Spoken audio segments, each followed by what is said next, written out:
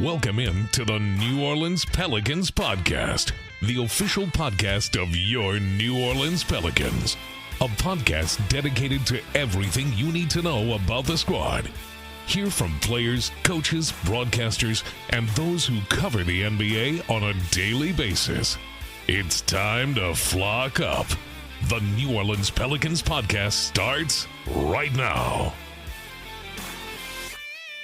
Hello, everyone, and welcome to the New Orleans Pelicans Podcast, the official podcast of your New Orleans Pelicans on this Wednesday, January 8th. Mr. Jim Eichenhofer, Gus Kattengell with you as we have another game to talk about tonight. The second half of a back-to-back, Pels taking on the Portland Trailblazers. But, Jim, 2 straight wins, Pels hosting the Timberwolves last night. And, man, I tell you, it was exciting from the get-go when you found out the news that Zion Williamson was going to play.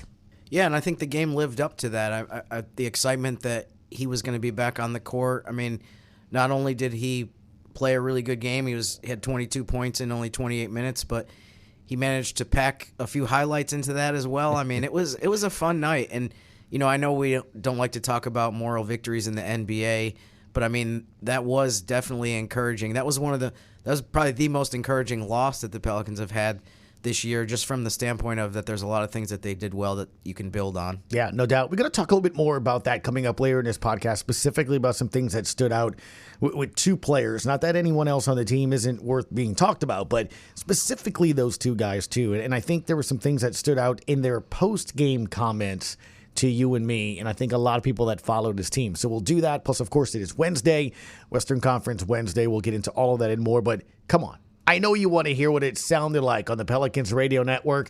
John DeShazer, Ty Graffinini from last night. Long rebound to McCollum. CJ, alley-oop Zion, you got to be kidding me. That was from about 40 feet away, and there is nothing wrong with the spring of Zion Williamson. Fly, Big Z, fly. Woo. Left corner pass intercepted by Murray. Steals Zion, 3-on-1. Bounce feed to DJ, lays it in. How about Z running the break? Hook pass off the glass. Taken by Z, running the break. Go Big Z. Euros in. Kick it to Murray. Sets his feet. Right angle 3. Got it! DJ, please pick up your phone. Timeout, Chris Finch. But what I love right there, John, is Z running the break. Defense collapses. You got guys wide open. That's the element that he continues to bring. When he gets it on the other end and he pushes it, you got to pick him up if you're the defender, and somebody's going to be wide open. Conley dump it down to Gobert, and Zion just swatted it away. Murray front court right with 6. Pick from Z with 4. Crosses over with 2. Elbow jumper, nothing but net. I mean, he basically walked into the shot he wanted. I mean, I don't know what his reach is, but it's got to be Condor level. That is 4 steals for Murray, 18 points, and he nearly got another one. And now Zion will poke it away. Big boy.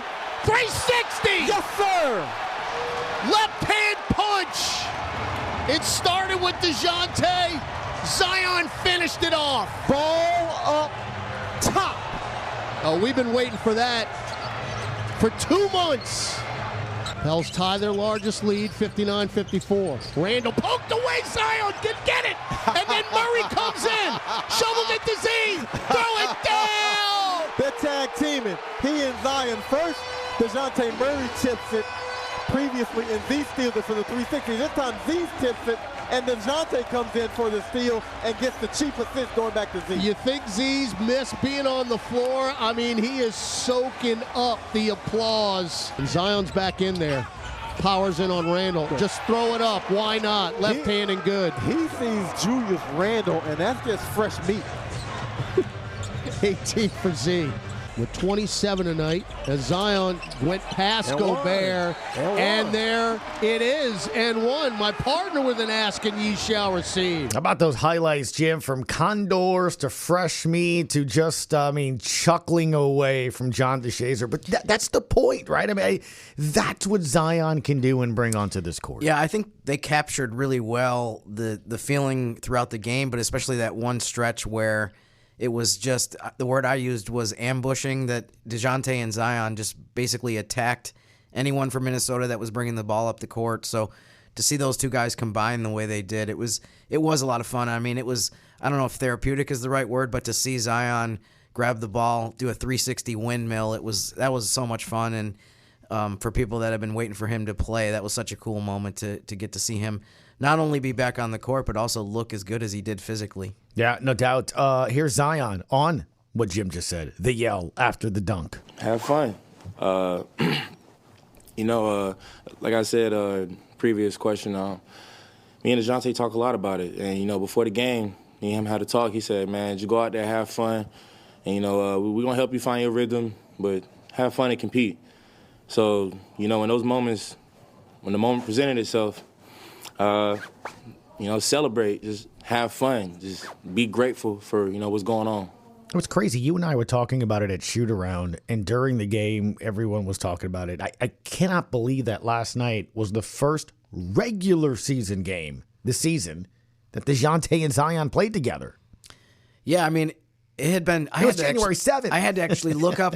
It was so long ago that they actually had 2 preseason games together that I didn't even remember that. I didn't even remember that they had played twice at the beginning of preseason, so... That's how long ago that was. But, yeah, it was unbelievable. I mean, kind of symbolic of the way the season has gone, unfortunately, from a player availability standpoint, that Dejounte played in the first game, broke his hand. That was also the first game of the season where Zion missed it because he had an illness, and then he came back the second, third, and fourth games, but Dejounte was already out with his injury. So, I mean, I think this is something that we talked about throughout the offseason. I feel like there's a lot of conversations about, man, what kind of impact – is Dejounte Murray and having that kind of point guard going to have on Zion? So to actually get to see it play out the way that it did was great, and makes you want to see even more. You want to see those guys play together in upcoming games and just see what else they can do. No doubt. Here's what DJ had to say on it. I mean, it was good. I'm glad he played with the confidence and the joy, especially after his dunk. You could just see the joy and just knowing what he goes through, what he been through, I was happy for him. Just that's have fun, be patient, just go play your game, and we all together through the ups and downs, we're together. So, it was great to play with him. Now, I'm wondering if as people are listening to this, they're starting to catch on to something. Here's what they had to say really at the start of their post, game availability. Okay, the Pels played well. Those 2 players played well. We'll get to DJ's performance here, probably his best night as a Pelican in terms of, scoring and steals and all that. But listen to how they talked about the fact that they didn't get the win. Here's Zion. It was definitely good to be back out there. And, it was just good to see my teammates, competing. The Timberwolves started off hot, but, nobody was really bothered by it. Everybody was like, nah, we good. Just stick to what we do. And as far as us losing the game, it's just X's and O's throughout the game that we just got to be better at. No excuse for it. Just got to be better at it. 22 points, 6 rebounds, 4 assists, 3 steals, a block. That's Zion stats. Dejounte Murray, 29, 6, and 2 as well on his night. We lost, man. I don't focus on that. I don't play for stats. I try to play the game the right way. Obviously, my shots are starting to fall more. Just being aggressive. I think I'm always aggressive. Obviously could take better shots just in general, not today's game, but in general. But I don't play for stats. I'm here to win, and if that takes me scoring 12 points and the next guy scoring 20, 30, whatever, I'm with that. I just want to win games. Yeah, I mean, one of the things that I talked about with a few people before the game yesterday was that, Dejounte was coming off having a triple-double, but to me, in a bigger picture standpoint, it was more important for him to start having more efficient shooting games, and that's something I think that he referenced as far as just putting the ball in the basket at a more efficient level, but also he mentioned taking better shots.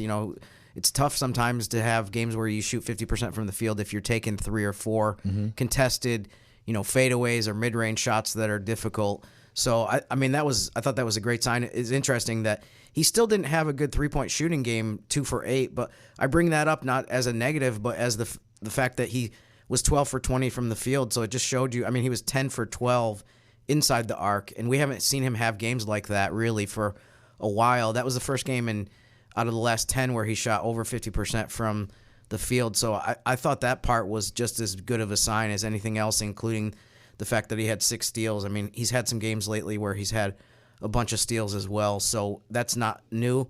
But the part about him being more efficient offensively with his field goals, I mean, maybe it'd be interesting to see. It'll be interesting to see over the next stretch too how much of that is he's benefiting from Zion being back and the attention that Zion draws. But yeah, I mean, just across the board, that was I do think that was the best game that he's played this season. Unfortunately, it wasn't in a win, but just a bunch of good signs for Dejounte for sure. It's interesting you said that. Here's what head coach Willie Green had to say on DJ's night. Number one, his defense. He was incredible with his ability to turn guys over, get steals, get in the passing lane. So it started with that, and then that triggered everything for him, getting easy baskets. The rim opened up for him. He knocked down shots that we know he's capable of knocking down, and it was good to see him have a really good rhythm game offensively. Yeah, and I think one of the things that you see, and it's so captivating about that, is the chemistry of these two guys that go into it, and that's kind of what I want to get into. Look, it was a loss, and it's that kind of season, and it's crazy to think, as we just touched on, it's the first game those two guys have played. But it's why you and I were so excited with the Graph and everybody else in Nashville for a training camp, because we could see it. We'd see it at practice, like, man, this team, they're going to be able to score. The defense with Herb and all that. I mean, and you could see what Zion and his size and DJ and they were able to get. I mean, Zion had a couple of steals. Dejounte had a couple of steals. 3 for Zion, 6 for DJ. I mean, that's 9 just between those two. And normally, Herb, if he doesn't get in foul trouble, probably gets some. So it just kind of gives you the idea of what if. And I asked you this in postgame yesterday, and then we'll get into some specifics in our podcast here. But that what if question, huh? Like, what if this team wouldn't have missed? I mean, Zion missed 27 games in a row before last night. B.I. has been out. DJ was out. I mean, it's like the what if on this is going to be so tough to overlook this season. Yeah, and I think it's interesting, too, because we talked about how frustrating it is that in the 37th game of the regular season, you're finally seeing Zion and Dejounte together. I mean, if you think about it, though, you go all the way back to July when Zion was at Dejounte's press conference, and they were so excited to be playing together.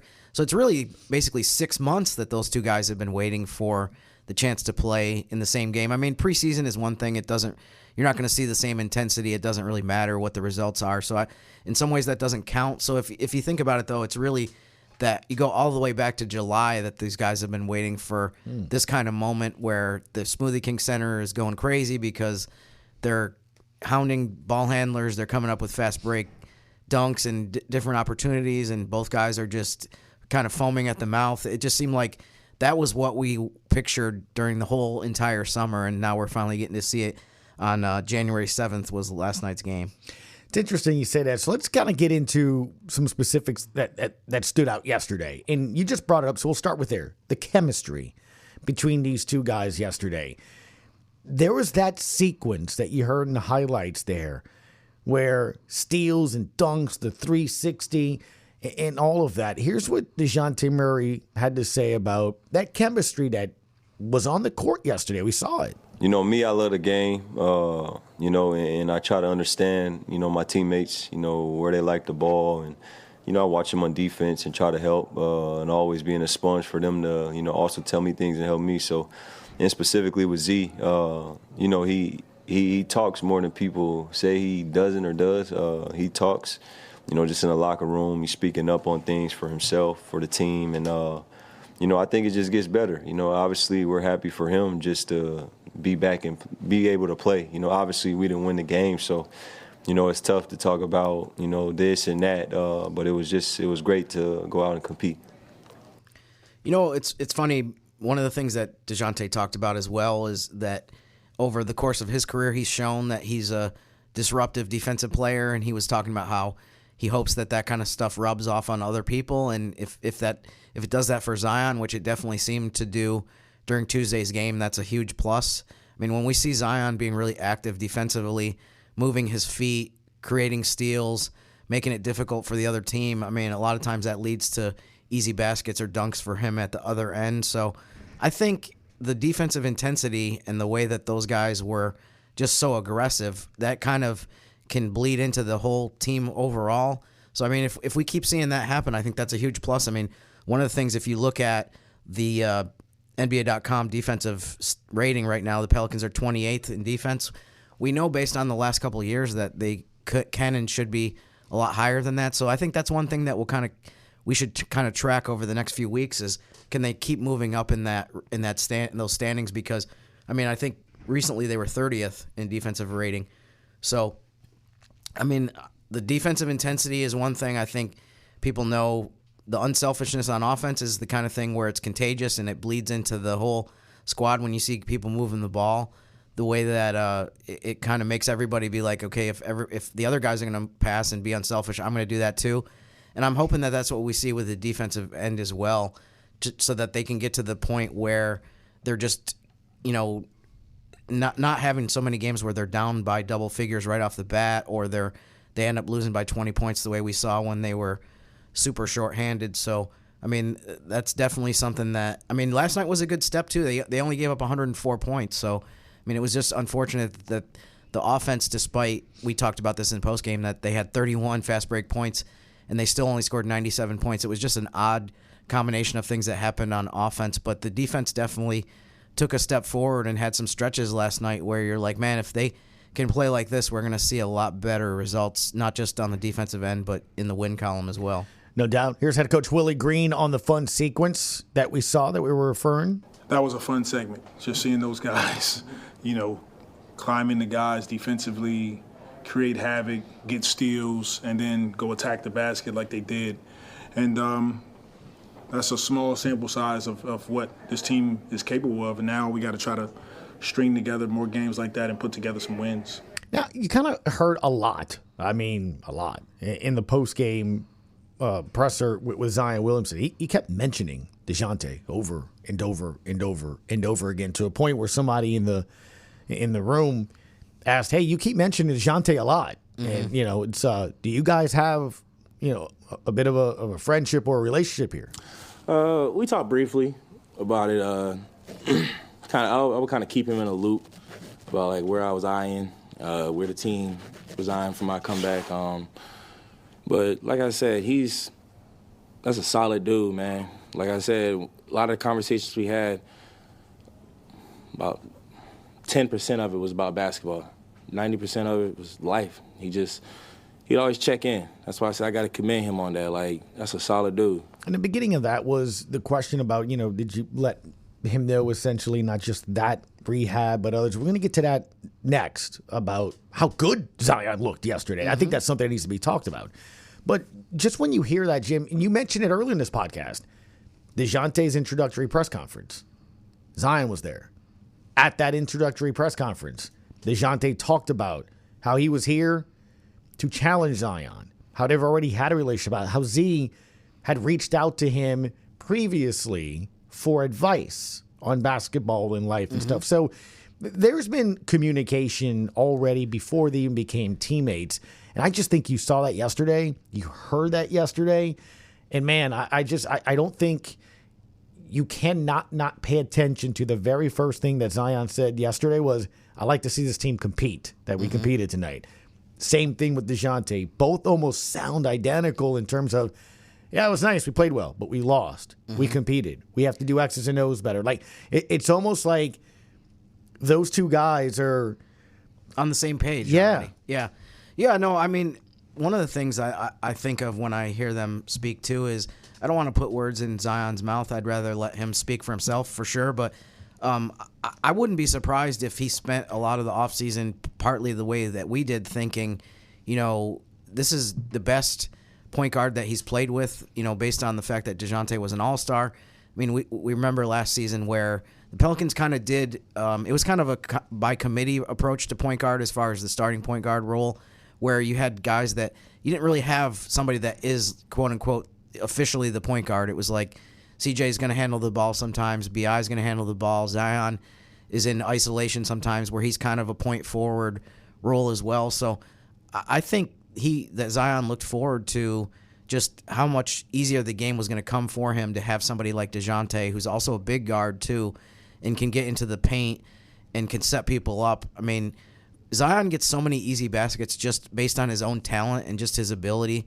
and just the whole skill set that he has, including his touch around the basket. But I mean, I just pictured how many more times is he going to have these crazy high efficient games, because he's playing with a point guard who's going to give him 3 or 4 easy looks a game where all he has to do is just catch the ball and dunk it, or catch the ball and lay it in. So I think that would be my take on Zion's perspective about Dejounte, was just that he was really optimistic and anxious and looking forward to being able to benefit from the traits and the skills that Dejounte has, and now we finally got to see that Tuesday night in a regular season game. Yeah, no doubt, and that was good to see. Now, look, that's the other thing I want to get into this.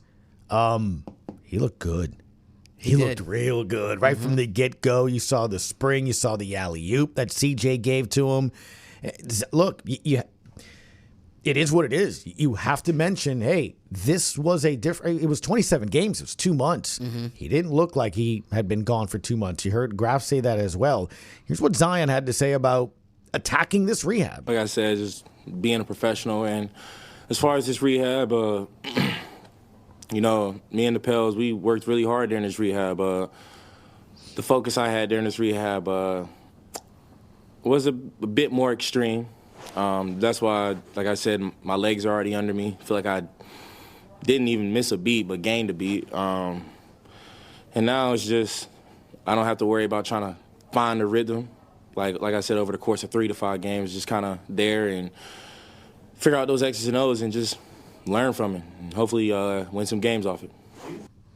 Yeah, and I mean, as we record this around 10:30 or so, we don't know yet about his status for tonight's game. We'll probably get that around 12:30, 12:45. The deadline for the second game of a back-to-back is 1 p.m. But, I mean, it was so encouraging the way that he looked. I mean, I think it was surprising. I mean, just based on not just him in terms of how long he'd been out, but any NBA player, if they've been out for 2 months, you don't expect them to, you know, as he mentioned it, he said he thought he gained a step instead of worrying about losing a step. So, yeah, that part of it, it did seem like, though, that everyone, whether it was they saw him at shoot-around, they saw the videos of him warming up before games, I think everyone just took a look at him and was like, man, he looks like he's in really good shape. He looks like he's ready to go. And so to see him follow through with that during the game, during the 28 minutes that he played, was great. I do think that, you know, there was a couple times, I think Dejounte mentioned this too, that he was winded a little bit, but that's to be expected.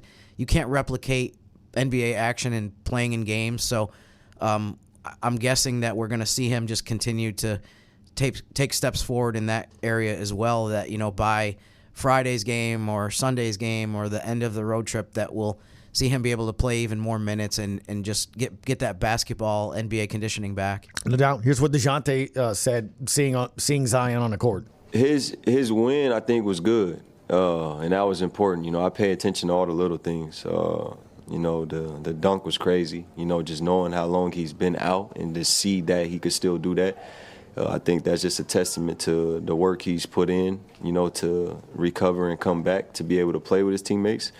You know, but the thing that stood out for me, like I said, was, you know, just his win. And like I tell him, continue to attack rehab, you know, tomorrow. Today he's attacking it. Tomorrow you attack it every single day. You know, take care of your body, and it just allows you to be available. You know, the best ability is availability. And I think for him, everybody knows that's the thing. And he wants to play. He wants to be available. So, you know, the sky's the limit if, you know, he's available, you know. Just continue to take care. We got to take care. And you hear that word available several times. And again, I love this relationship that you have between those two. It kind of seems like it. Willie Green on Zion's conditioning. It's incredible, his ability to impact the basketball game when he's on the floor. And he had a little bit of rust, but that's as good as I've seen him, you know, after being out for as long as he's been out. And it's credit. It's a credit to Bove. It's a credit to Coach Aaron Miles. And you know, the most important person is in credit to Zion, the work that he's been putting in to get himself ready to get on the floor and compete with his teammates. That's key. Yeah, I mean, I think if there's one thing that if you want to nitpick with his game last night, he had 4 turnovers. I think some of that, there was a play in the fourth quarter where the Pelicans were in desperation mode because they're down a couple possessions.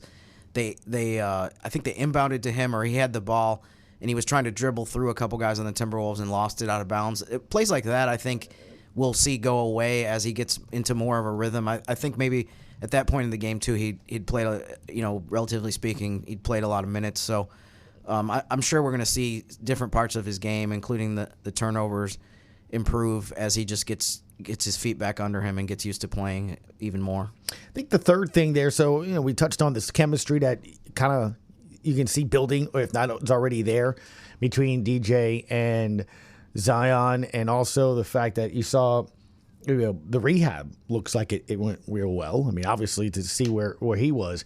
The other thing too, Jim, it's something that you touched on Monday and you've touched on here over the last couple of podcasts. Yeah, as some of these guys started coming back, being healthy in December and stuff like that, that's great. And as fans, as media, we wanted to see them off and running. This team's going to look exactly how we always wanted. Well, they haven't played together. And Wes Johnson was in here last week, and he said, look, man, he wants to go this way, and I maybe want to go this way. And you're going to learn that the more you start playing together. You mentioned on Monday, it's the longest stretch you had with the starting lineup. Well, that ended yesterday in a good way, but now Zion's back. So kind of getting into that. I think one of the things that was interesting was yesterday was a team high in transition points, right? That's fast break points? 31, yeah. Okay. So that was a season high that you saw there. So you're seeing this team play better, and you're seeing certain aspects of that. Listen to what DJ had to say about that. I think we was just solid, more than usual. And obviously Z's gonna have the ball, so it helps for not just myself, the team, and just what he's gonna cause of guys just running at him and coming at him and getting us open looks. And even in transition, I tell all my teammates, if you're closer to the ball, I'm gonna run, or tell me to get out of the way, whatever. I think we just gotta continue to learn how to play with each other, man. You check this season out, and it's just like we haven't really got to play with each other, just being healthy. So, it's tough, no excuses. Like I always say, next man up mentality. But, I think we were solid. Besides, I think a run they went on, and we just couldn't really recover. But I think we were solid overall. And look, 2 wins in a game that they led in yesterday and had a chance. Has Willie Green feeling like this? Yeah, it's definitely a confidence booster for our group. Coming off the 2 wins and then to get Z back, and then go against a really good Minnesota team tonight and go toe to toe with them. So that's again momentum that we can build off of. Now there's some things we need to improve on, but getting Z back and for the most part trying to get all of our guys and get healthy is extremely important for us to try to gain some momentum and get some wins under our belt. I mean, it's going to be important over the next stretch that they keep adding some wins to the win column, that they're more competitive. But I do think even beyond just this recent stretch of the last few games where they won 2 against the Wizards and they were right there, I think within a possession or 2 of the Timberwolves at the end of the game last night. I think if you do go back, 2-3 weeks to the beginning of the homestand, and I can totally understand people listening to this and being like, Jim, who cares? They lost all the games. Right. But I mean, if you compare the way that they played earlier in the season for a lot of November and then a lot of December as well, and then you look at the fact that the Knicks game, they were up by double figures before Brunson went crazy. They lost to Denver in overtime. They had a game against Memphis where they're really competitive. They lost by 3 to the Clippers. They had the New Year's Day game against Miami that was maybe a little bit of a dip in performance, and then you go into the 2 games against the Wizards. So we're talking 8-10 games where they definitely have played better. Obviously, they only got 2 wins in that entire stretch, but it does seem like they're making some steps forward to the point where, we're almost at the halfway point of the season and they only have 7 wins, but you would think in the last 41 games of the season that they'll be able to win a lot more than 7, 8, 10 games, that they'll be able to play, at least closer to 500 and just start picking up wins on a much more frequent basis than what we've seen so far. Hey, look, I hear you. I mean, I get what you just said. Hey, Jim, but here's the thing, though. There were a lot of games where they didn't play hard. There were a lot of games where, where they talked about it after the game and it's not said that. You and me saying that. Right. So that's the head coach saying, hey, we need a sense of urgency. We need to come out playing with force. We need to get up into them defensively. So, yeah, I mean, look, it's one of those things you have to look at the ingredients, like in a good gumbo, or in your case, maybe a good pizza or something like that, right? Or a good pasta. You like lobster too, right? I a good do, lobster. big So time. yeah, exactly. You gotta have the right Good old amount of Northeast butter. lobster. Exactly. Got to have all Some that. Maine, from Massachusetts. Yeah, you got it. I love that. So that's my point. Is like I think you see that to look at it, and look, it's something that you and Wes talked about, and others on our podcast as to what are your goals from here on out. What are you looking at? It's not maybe standings. It's not seeding. It's what are you looking at to make decisions in the next couple of weeks and months and stuff. So I think that's the key there. So anyway, tough loss yesterday in that you didn't get the win, but as you mentioned, the Smoothie King Center was excited. You can hear it in the calls that Graf and JD had. I mean, we've spoken almost 25 minutes about some of the positive things we saw. That legit. This isn't like we're trying to find something. Sure. That 360 dunk was spectacular. 9 steals between those two players is something else. Seeing those two players kind of be unhappy that they lost, but played well. I like that if I'm a fan. Yeah. So it's all good. And I mean, one thing too that I looked at, the Pelicans were +8 with Zion on the court last night, so his plus minus was a +8. And he only, as we said, he only played 28 minutes. I mean, coulda, shoulda, woulda, ifs and buts. But I mean, if he plays his normal amount of minutes, maybe that is a win. So going forward, if you start to see him, you start to see the team be as effective while he's on the court as well as they were last night, and his minutes go up, I think that also will be a factor. You would hope in them having a better chance to start picking up wins on a consistent basis. And look, as we close out this part of the podcast, how many nights does CJ McCollum go 1 of 14? Not many. For 5 points. Yeah, that doesn't happen. Isn't too that often. incredible? I mean, it's crazy. I mean, you can score 50 one night, 5 the next. I mean, I think some of it just shows. I've talked about this so many times on the show about even Steph Curry has games where he just can't didn't make score, a shot, right? And so it's just one of those things. Though it's like if you players that rely on 3-point shooting, even as great as Steph Curry is, which is the greatest 3-point shooter ever in the history of the game. If a huge chunk of your shots are jumpers, it's not going to be there every night. You're going to have nights where you don't make them. So that's my explanation for how you go from a 50-point game to a few nights later you go 1 for 14. That's just part of the game. If you're not getting layups and you're not getting dunks, sometimes that's if your diet is just jump shots. There's nights where your legs aren't there, or your rhythm isn't there, and that's what you end up with. It's incredible, isn't it? I mean, as you mentioned, Steph Curry had a night this year. He did not score. Right. And he, as you said, is arguably one of the best scorers of all time. Yeah. I think he's one of the best. He's definitely he's the best shooter of all time. It's incredible. The scorer part of it you could debate, but the shooting part is like, here's my mountain of list of items of why he is the best. Yeah. So, Isn't that incredible, like, when you think about it? I mean, that guy literally can close his eyes and probably can make buckets. Mm-hmm. I mean, it's just like the feel. He'll know, right, when it's off his hand. To go an entire game. Mm-hmm. Yeah. I mean, some it's of crazy, it, some right? of it too is that it just shows you sometimes too the defense in the NBA too. That it's some nights you lose your rhythm. I mean, it's crazy. Right? Yeah, it's crazy. So, yeah, that's something I would never bet on, and we can't. By the way, we can't do that. True. Very true. All right, y'all. Now it's time for Western Conference Wednesday. Mr. Eichenhofer will tell us whose stock is up and whose stock is down. So let's get started.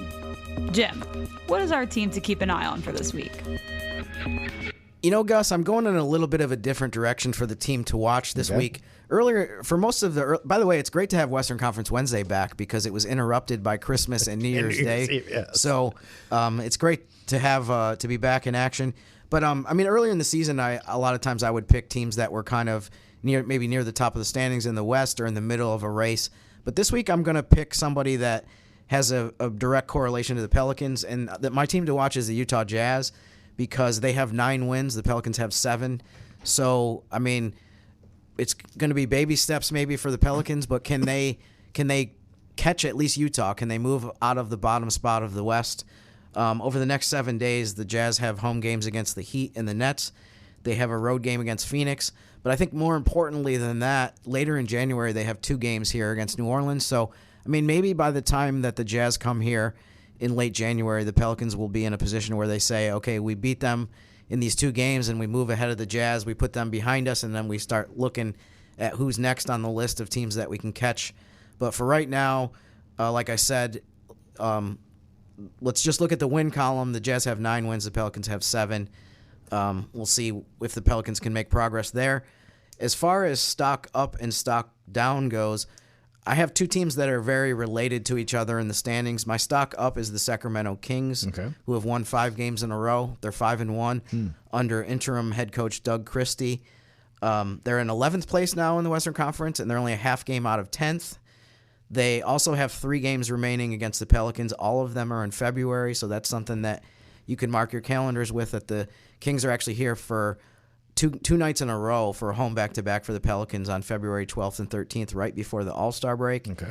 And then stock down, related to the Kings, Golden State Warriors are now 10th in the West, and they're only a half game ahead of Sacramento. So that play-in race between those 2 teams in Northern California is getting very heated and very tight. And the Warriors, I mean, the biggest reason I picked them for stock down, they're now 6-15 after they started the season 12-3. They were actually 12-3 when they beat the Pelicans in the Smoothie King Center. I'm sure people remember that game from back in November, but that was really kind of the turning point of their season in a negative way, that they've only won 6 out of their last 21 games since then, and now they're in a very perilous position as far as even just being in the top 10 with only that slim lead that they have over the Kings. And last note on the Warriors, the last Friday in March, the Golden State will play against New Orleans. That's the final meeting of the season between those 2 teams, and that should do it for Western Conference Wednesday. All right, quickly before we get on out of here, we'll be again with you again on Friday. Portland, New Orleans tonight at 7. Portland 12-23, Pelicans 7-30. They played the first 2 games earlier in the season, and then they played one here as well. I don't know, man. In meeting 4, what's the one thing to pay attention to? We'll talk a little bit more about it in Pelicans warm-up. Yeah, I mean, I'm really just curious to see what happens with the Pelicans having a different collection of players available for this game than the last time they played the Trailblazers. I don't think Zion played in that game the last time that they played them here, or the only time that they played them in New Orleans. Another thing, too, I mean, we're going to get more injury updates on the Pelicans later. Sure. But Jeremy Grant is out for Portland. Matisse Thybulle is out for them as well. And they actually have 2 guys that are pretty important that are questionable. Denny Avdia with a right wrist sprain, and Donovan Clingan, who's listed as rest, as questionable. It's a long flight, Jim. I mean, they played in Detroit on Monday, so they didn't have to fly all the way from Oregon to here.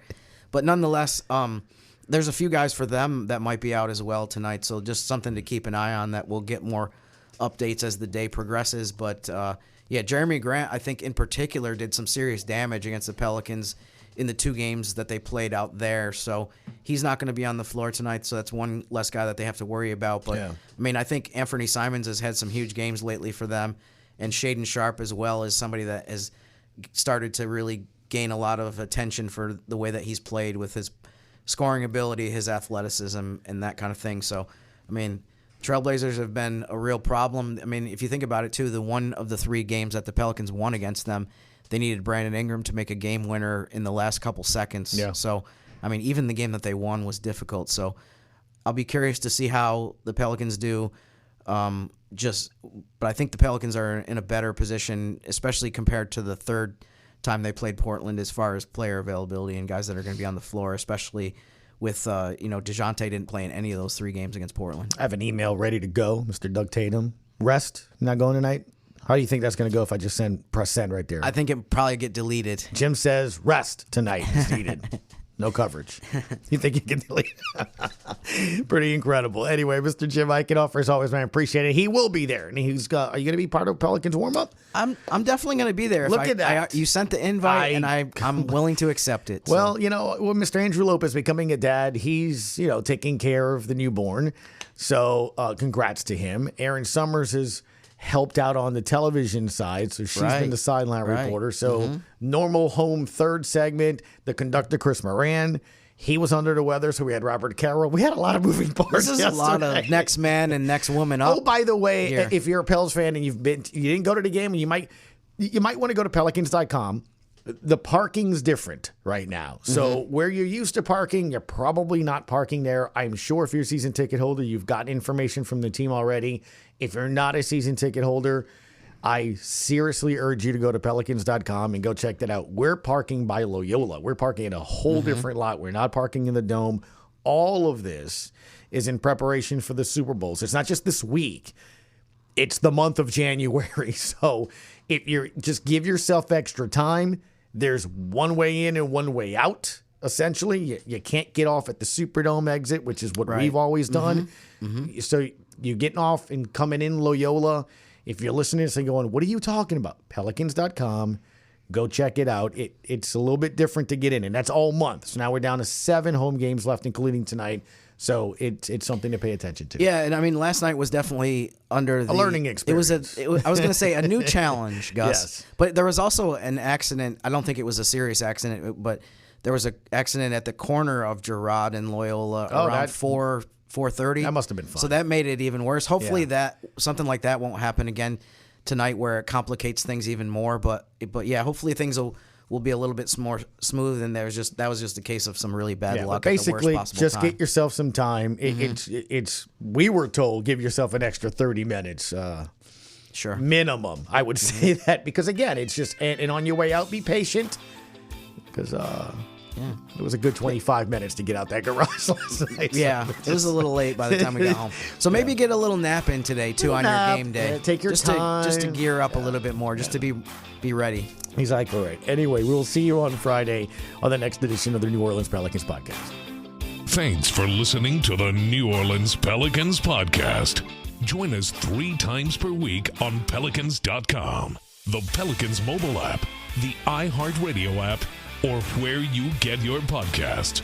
And be sure to give Jim and Gus a follow on X at Jim_Eichenhofer and GCat_17. We'll see you next time, right here on the New Orleans Pelicans Podcast.